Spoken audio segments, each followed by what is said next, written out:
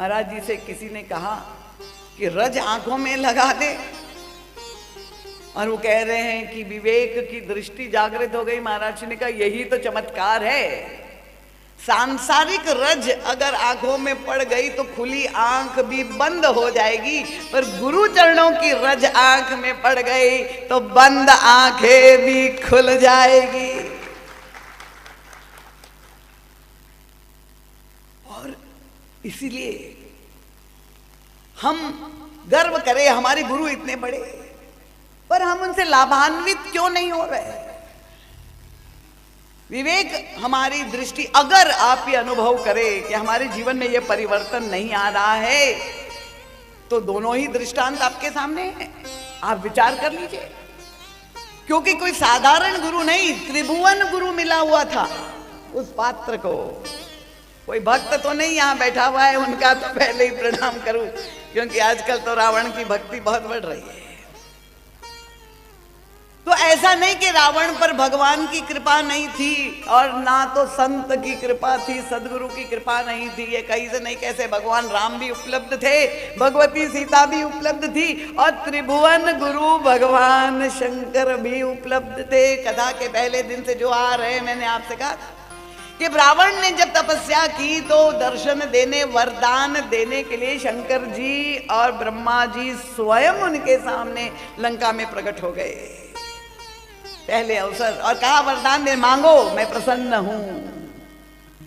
पर रावण जैसा शिष्य अगर कोई हो, इतना बड़ा गणितज्ञ कि उसको तो अपनी ही बुद्धिमत्ता पर विश्वास है, वो 9 सिर है और मैं 10 सिर हूं, 1 सिर ज्यादा है, भारी पड़ूंगा, ये अपनी बुद्धिमत्ता का अहंकार के कारण, विवेक की दृष्टि का अभाव के कारण जो गुरुदेव संकेत कर रहे, रावण 10 बड़ा नहीं है, बड़ा 9 है, पूर्ण अंक है। तुम भक्ति, क्या रावण भक्ति नहीं मांग सकता था क्या? भगवान शंकर देते कि नहीं? सुमति नहीं मांग सकता था? त्रिभुवन गुरु। और देखिए गोस्वामी तुलसीदास जी ने तो यहां तक लिखा है कि रावण के दरबार में क्या स्थिति थी। ब्रह्मा विष्णु महेश उनका वेद पढ़े विधि। यहाँ तो हमारे वासुदेव शास्त्री जी आचार्य वेद पढ़ रहे हैं, पर रावण के दरबार में तो स्वयं ब्रह्मा जी आकर के पढ़ते थे। उनका आप ठीक पढ़ रहे कि नहीं मैं कैसे जानूं, मेरे दरबार में आकर तुम वेद के सारी ऋचाएं जे श्लोक पढ़ो। और ब्रह्मा जी डरते हुए आ जाके वहां वेद पाठ करते थे रावण के दरबार में। वेद पढ़े विधि शंभु सभीत। गुरुदेव भगवान शंकर स्वयं चल करके आते थे उनके यहां। देखिए रावण को सौभाग्यशाली कहे कि कुभागा कहे। भगवान शंकर से क्या कहा रावण ने? आप तो खाली बैठे हो कैलाश पे, आपका काम धंधा तो कुछ है नहीं, मुझे तो जो है युद्ध करना है, योजनाएं बनानी है, तो आप चुपचाप आ करके पूजा ले जाया करो। जैसे आप किसी पंडित को कह दे कि आज जो है श्राद्ध है तो सीधा ले जाओ, एकादशी है तो सीधा, पंडित जी बेचारे आवश्यकतामंद है तो दैन्य के कारण आके आपके घर में आके भोजन कर जाओ। रावण ने भगवान शंकर से आदेश दे दिया, और भगवान शंकर, ये गुरु की करुणा की पराकाष्ठा है, दया, कि भगवान शंकर इतने सरल, इतने सहज कि वो रावण के दरबार में जा करके पूजा रावण जो करता था, अर्चना कमलार्चन हो, चाहे शिवार जो है अपना सिर भी चढ़ा दे, भगवान शंकर उसको ले लेते थे पूजा। और केवल भगवान शंकर ही नहीं, ये सारे 9 ग्रह, हमारे रोहित भैया के पास तो आप जन्म कुंडली बनाने जाते हैं तो वो अपने सारा निकाल करके ग्रह शांति की बताते हैं। रावण ने क्या कहा, ग्रह तुम्हारी ये बिसात, चलो आओ 9 ग्रह उल्टे लेट जाओ। कहाँ? उनकी सिंहासन की सीढ़ी पर ये 9 ग्रह लेटे हुए उल्टे औंधे पड़े, और रावण उन पे पैर रखता हुआ सिंहासन पर बैठता था। सारे देवी देवता ये 33 कोटि जो थे, उनकी स्थिति क्या? जो हनुमान जी महाराज को जब प्रभु ने भेजा तो उन्होंने दृश्य देखा, कर जोरे सुर दिसिप विनीता, भृकुटि विलोकत सकल सभीता। कांप रहे थे सारे देवता जिसको आप मना रहे हैं। ये रावण का बाहुबल, ये उसका पराक्रम था, पर उस रावण का कोई भक्त तो नहीं बैठा यार। प्रभु कितना अवसर देते, गुरु कितने कृपालु होते हैं, उनको विवेक देने के लिए एक बार नहीं बार बार फिर से भगवान राम ने हनुमान जी महाराज को लंका भेजा। ये जो भगवान सुंदरकांड की कथा पढ़ते हैं, हनुमान जी की लंका यात्रा क्या है, परम पूज्य महाराज श्री कहते हैं कि सदगुरु वैद्य, मानस में कहा क्या है, तो ये डॉक्टर की होम विजिट है, सेकंड विजिट, पहली विजिट नहीं है, सेकंड चांस, एक और अवसर दिया, होम विजिट। इतनी कृपा, सामने से घर चले गए, रावण ने नहीं बुलाया था, हनुमान जी गए, और कैसे गए, बंधे हुए खड़े हैं, कथानक से तो आप सब परिचित है, रावण के दरबार में, और रावण को विवेक देने का प्रयास कर रहे हैं। कथा जा रही कि नहीं, पहुंच रही है, कठिन तो नहीं हो रही है, कान बंधे हुए सबके, इसलिए देवताओं की तरह हाथ ही बंधे नहीं, कान तो खुले रखिए, मुंह बंधे हुए ही अच्छा है। मैंने यही कहा, ये भगवान ने कोरोना जो भेजा, इसमें भी कृपा हमको तो दिखाई दे रही कि सबके मुंह पर पट्टी लग गई, कान तो खुले, तो कथा तो हम सुन सकते हैं। और जब हनुमान जी महाराज, देखिए गुरु जब पधारे, मर्यादा क्या है कि शिष्य गुरु के चरणों में बैठे, पर यहाँ हनुमान जी महाराज बंधे हुए खड़े हैं और रावण बैठा सिंहासन पर, और श्री हनुमान जी करुणा करके रावण को सुमति देने का प्रयास कर रहे हैं, रावण अभी भी संभल जाओ। गोस्वामी जी ने यद्यपि कही, कपि अति प्रिय हित बानी, भगति विवेक विरति नहीं सानी, उसका विवेक हो जाए, जागृत हो जाए, चैतन्य हो जाए। गुरु कितनी बार प्रयास करता है, बार बार शिष्य का कल्याण, हृदय में कितनी करुणा है। हाथ जोड़े हुए हनुमान जी ने कहा, नाड़ी वैद, मैंने कहा मोह मूल बहुशूल प्रद त्याग उत्तम अभिमान, केवल तामसिक अभिमान छोड़ दो, भले तुम्हें राज की और सात्विक अभिमान हो, पाले रहो, पर भजो राम रघुनायक कृपा सिंधु भगवान। पर रावण की प्रतिक्रिया क्या थी, क्या शिष्य से हम शादिमाम काम प्रबंधे। देखिए गुरु की भूमिका कितनी कठिन है। महाराज जी कहा करते थे, वैसे तो बहुत शेरो शायरी नहीं करते थे, पर कभी कभी सुनाया करते थे। यहाँ जबलपुर में भी एक था जो महाराज जी का बड़ा प्रेमी था, उनके मुश्किलें आसान होती है बड़ी मुश्किल से, मुश्किलें आसान होती है बड़ी मुश्किल से, आदमी इंसान बनता है बड़ी मुश्किल से। गुरु को कितना कष्ट सहना पड़ता है। रावण की प्रतिक्रिया क्या है, किस तरह से गुरु का अपमानित कर रहा है। जोर से हंसने लगा, बोला बिहसी महाअभिमानी, मिला मही कभी गुरबड़ गया, अब बंदर ही रह गया मुझे सारी शिक्षा देने के लिए। अगर मृत्यु निकट आई खल। तो ऐसा शिष्य जहां पर हो, गुरु उसका कल्याण कैसे कर सकता है। और देखिए वही उसी लंका में विभीषण, उसका छोटा भाई, उनके पास भी हनुमान जी महाराज गए, वो भी होम विजिट करी, क्योंकि हम सीधे दोष गुरु पर, संत पर दे देते हैं। पर दोनों भाई है, एक भाई का जय सिया राम हो गया, और दूसरे भाई, क्योंकि विनाश शब्द क्या बोले, दूसरे भाई का उद्धार हो गया, कल्याण हो गया, रामपद और राजपद दोनों की। तुमरो मंत्र विभीषण माना, लंकेश्वर भय सब। तो ये तो त्रेता युग की कथा, गुरु शिष्य की बात करें, पर कलयुग में गोस्वामी तुलसीदास जी कहते हैं कि अगर आपको विश्वास नहीं तो मुझे देख लीजिए, मैं आपके सामने हूं। और वो गोस्वामी जी की जीवनी की कथा है, आप सब जानते हैं। चित्रकूट के प्रति आकर्षण था गोस्वामी तुलसीदास जी के हृदय में, बार बार चले जाते थे। क्यों आसक्ति थी, बहुत सुंदर गोस्वामी जी दोहावली में कहा, भव भुजंग तुलसी नकुल। ये संसार रूपी विषय, क्योंकि संसार में रहना पड़ता है और ये जितने भी विषय है सब विषाक्त है, विषैले है, टॉक्सिक है, टॉक्सिसिटी। आजकल ये भी फैशन चल गई ना, शरीर को डिटॉक्स करने के लिए जा रहे हैं, नेचुरोपैथी में डिटॉक्सिफिकेशन। पर हमारे अंतःकरण को डिटॉक्स करना है तो भव भुजंग तुलसी नकुल डसत ज्ञान हर लेत। ये सब कुछ कथा में यहां ज्ञान आया, सुन लिया, पर बाहर निकलते ही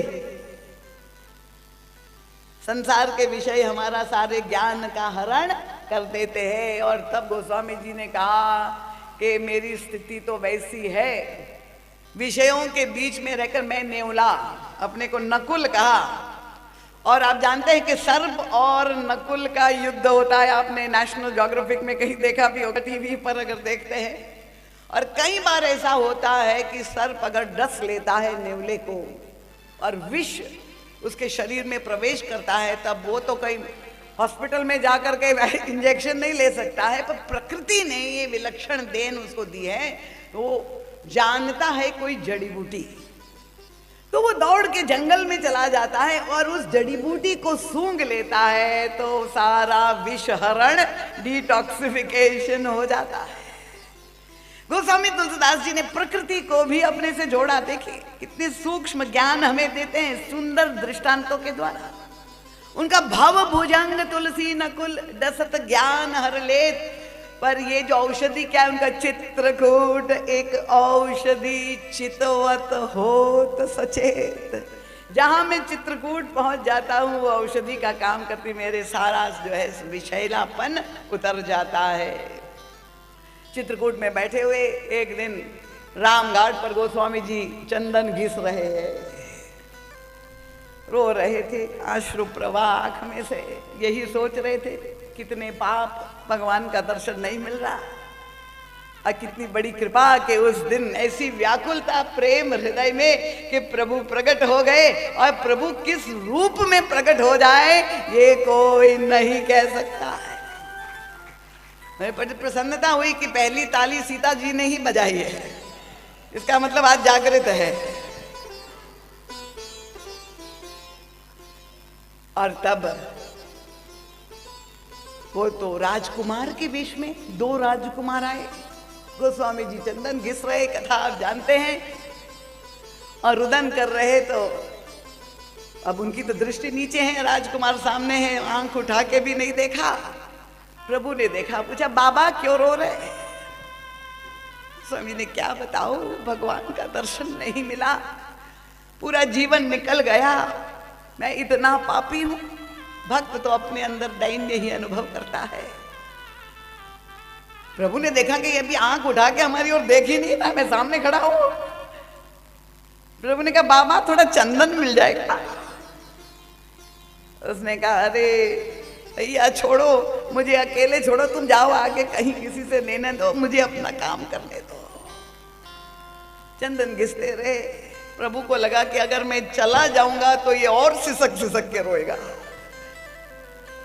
और तब क्या हो, किसकी भूमिका आ गई?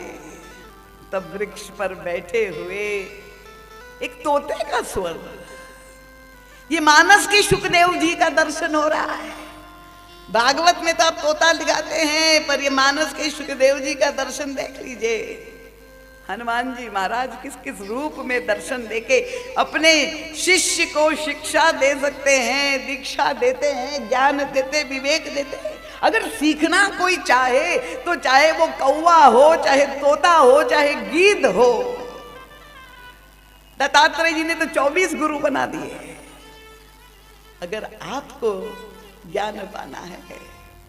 और तब वहां सुखदेव जी ने वृक्ष के ऊपर बैठकर कहा, चित्रकूट के घाट पर भई संतन की भी तुलसीदास चंदन घिसे तिलक देत रघुवीर। आप तो बजाती रहिए सीता भाभी, वही आनंद है।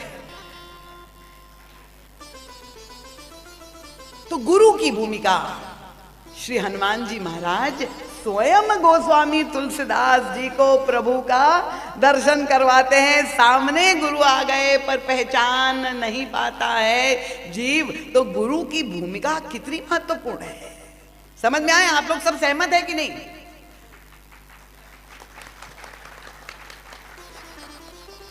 और तब गोस्वामी तुलसीदास जी इसलिए हनुमान जी से प्रार्थना करते हैं। देखिए, ये हनुमान चालीसा का पाठ तो आप रोज कहते हैं। देवी ने कहा, दीदी माँ जीवन भर सुंदर कांड का मैं पाठ करती रही, पर मुझे पता ही नहीं था कि इतना अलौकिक अद्भुत ये भी संकेत संदेश, ये हमारे गुरुदेव की दृष्टि है।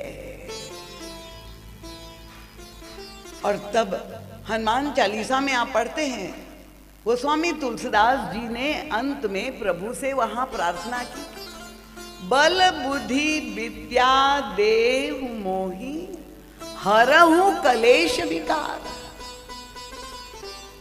क्या मतलब है? अब हम लोगों को क्योंकि समझना कठिन नहीं होना चाहिए, आजकल के जमाने में खाली गिफ्ट ही नहीं दी जाती है।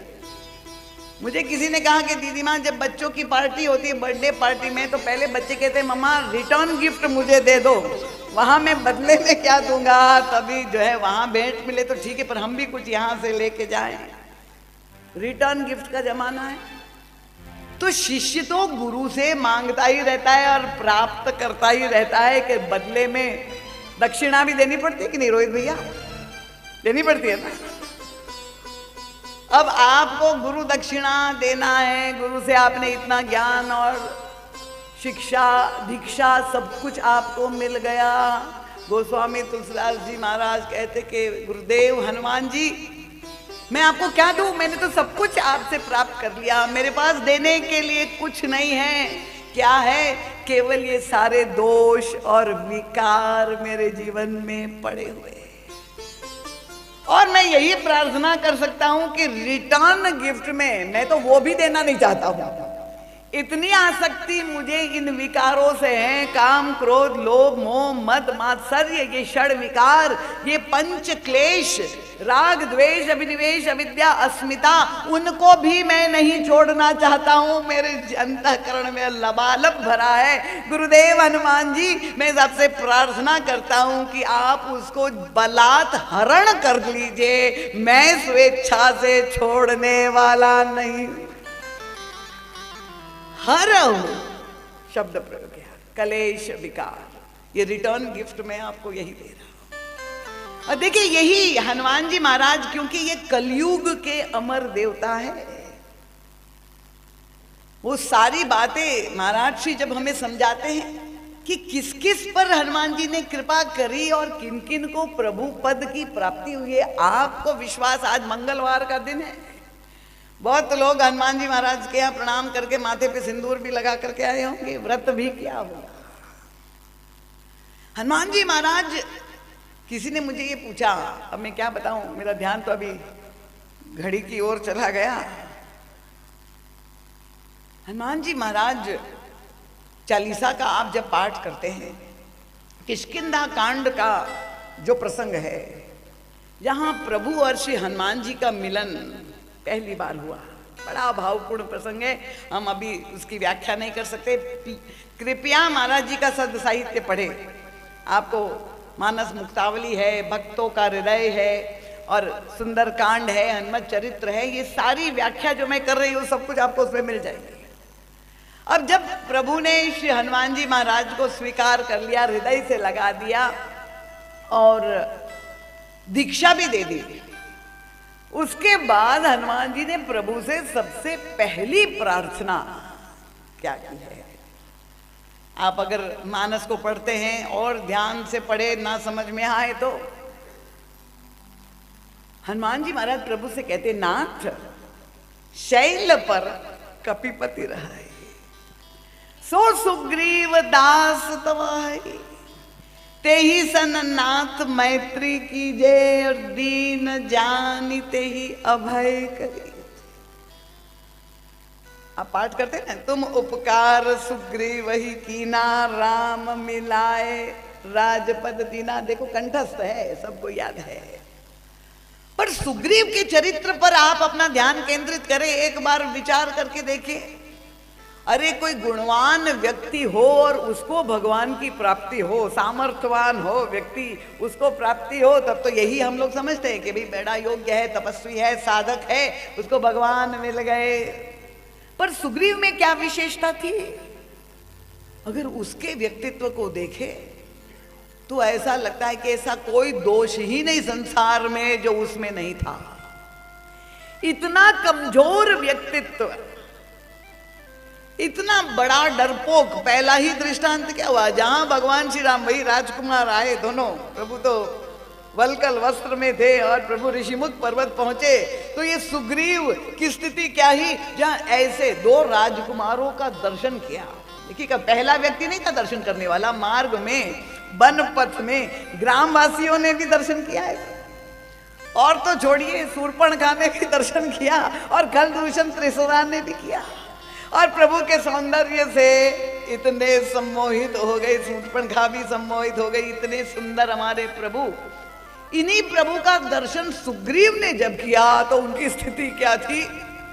उसे इतना डर लगा कि कहीं ऐसा तो नहीं कि बाली के द्वारा भेजे हुए भेदिए हैं मुझे मारने आए। अब उसकी मानसिकता की आप परिकल्पना कर लीजिए।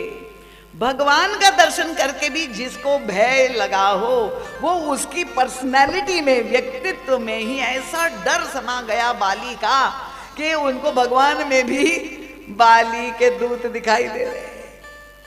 तो महान डरपोक, और डरपोक ही नहीं, पलायनवादी भगवान भी इतना बड़ा, सारे विकार, कामी, लोलुप, पद लोलुप, भय और भूख से आक्रांत उस सुग्रीव को प्रभु की प्राप्ति करा देना, कितना बड़ा आश्वासन और आशा का संदेश है हमारे लिए।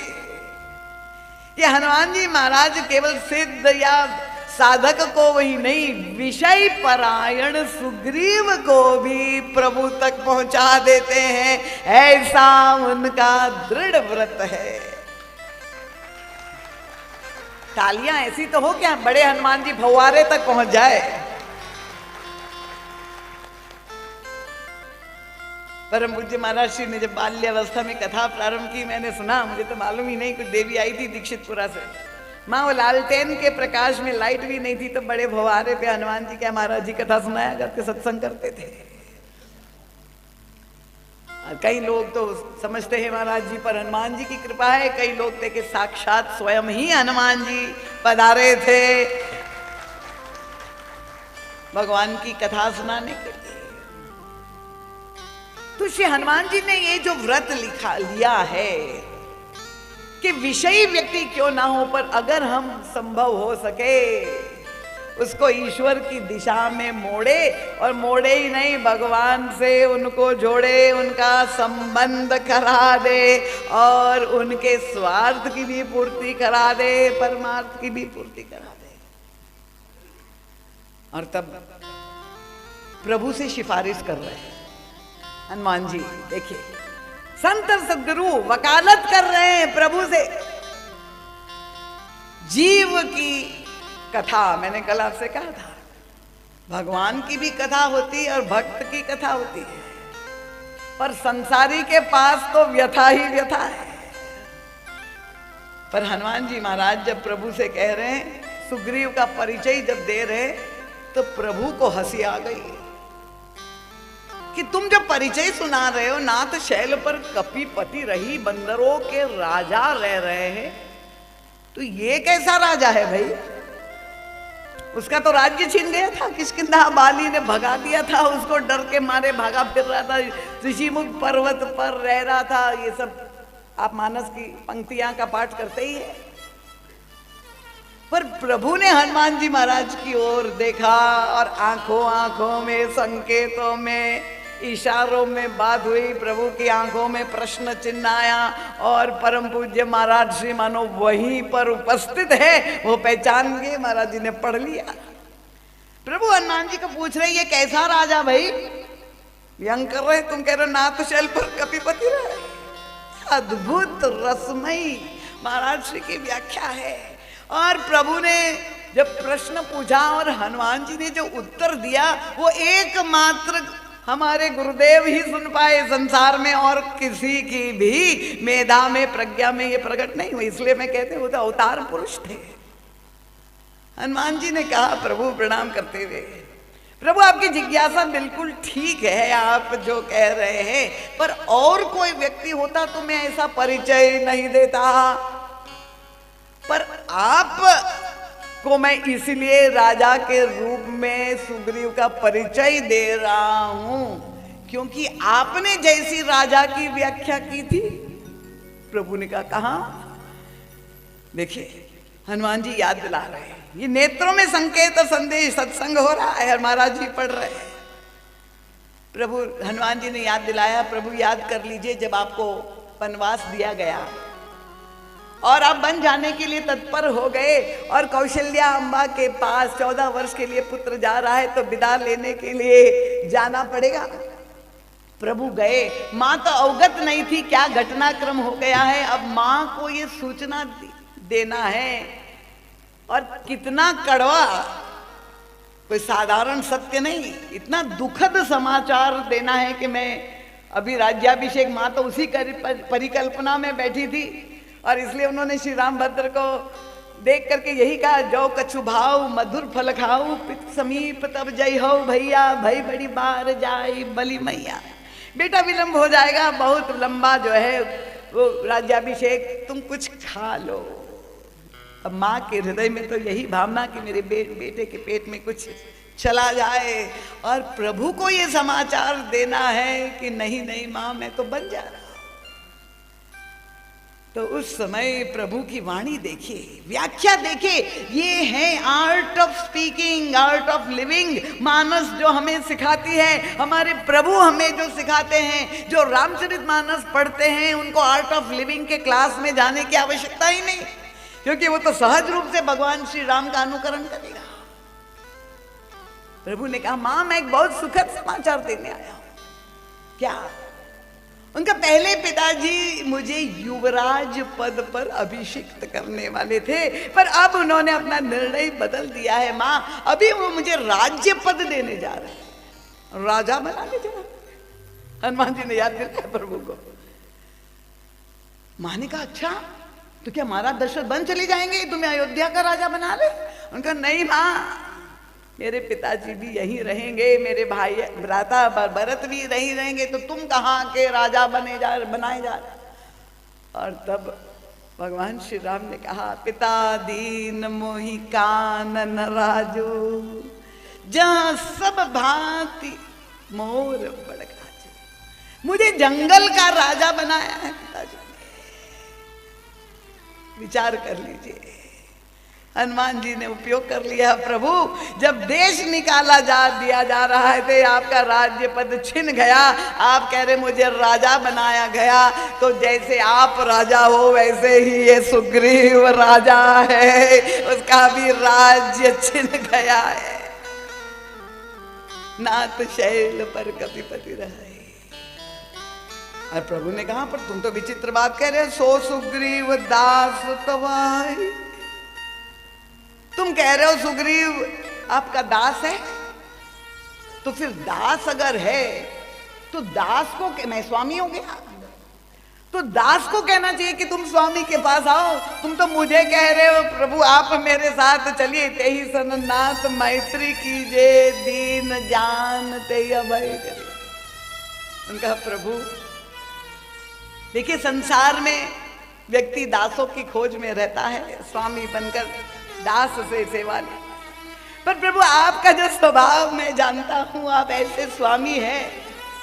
आप स्वामी इसलिए बनते हैं, दास को स्वीकार करते हैं सेवा लेने के लिए नहीं, दास की सेवा करने के लिए आप स्वामी बनते हैं। प्रभु ये आपका स्वभाव, और आप जैसे दासों की खोज में हैं प्रभु, बिल्कुल वैसा ही ये सुग्रीव का स्वभाव है। आप जितनी सेवा करोगे वो सब ले लेगा।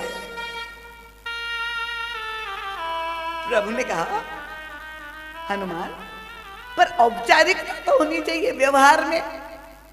भाई दास आए, तुम उनको जाके कहो कि स्वामी से प्रणाम करे, मिलने आए हैं, तुम्हारे स्वामी आए। हनुमान जी ने कितनी मीठी बात कही, प्रभु मैं अवश्य उनको कहता, पर मैं आपको बताऊं कि वो कौन है। उनका दीन हो, संसार में भागते भागते विषयों के प्रति लोभ लालसा के कारण इतना थक गया है, दौड़ते दौड़ते अब उसमें चलने की भी सामर्थ्य नहीं रह गई। प्रभु इतना अस्वस्थ हो गया है, जैसे कोई रोगी सीमा से पार अस्वस्थ हो जाए तो फिर आपको डॉक्टर को ही निवेदन करना पड़ता है, होम विजिट करो।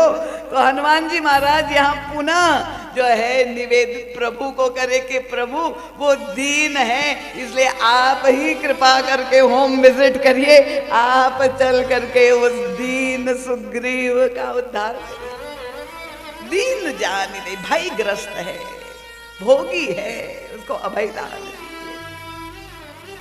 प्रभु ने पूछा वो तो ठीक है, तुमने कहा दास है, पर ये क्यों कह रहे हो कि तेहि सन नाथ मैत्री कीजिए?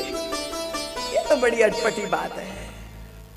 और तब हनुमान जी ने कहा प्रभु अभी अभी आपने स्वयं अपना परिचय दिया, कौशलेश दशरथ के जाए, हम भी तो बचन मानी बन आए, नाम राम लक्ष्मण दो भाई, संग नारी सुकुमारी।